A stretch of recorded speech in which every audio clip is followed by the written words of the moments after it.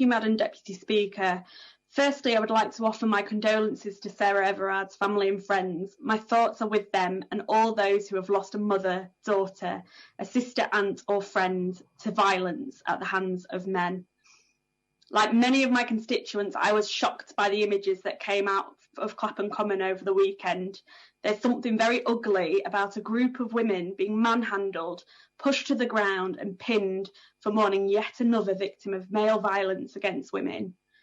The Home Secretary says the legislation will make us safer, but after this weekend, I do not feel safer. The events of Saturday night show us the opposite of what the Home Secretary has concluded. Far from the police not having enough powers, the sad truth is the powers they do have are already open to abuse. That truth isn't only demonstrated by the women who came to mourn and lay flowers over the weekend.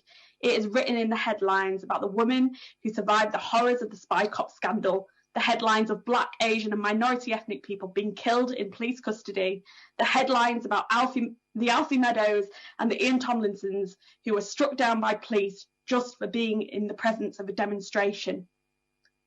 This bill is the latest in a series which, rather than safeguard our right to protest, grants even more powers to crack down on dissent.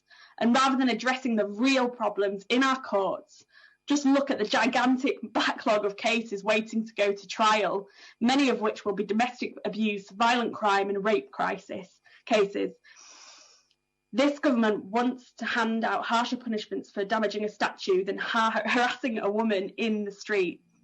So I do not feel safer. And there's one group of people who will feel significantly less safe and less secure because of this bill, the Gypsy, Roma and Traveller community.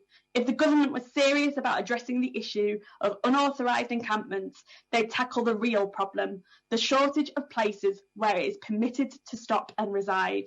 All this legislation will do is strip people of their homes, push them into the criminal justice system and criminalise the way of life of an already persecuted community.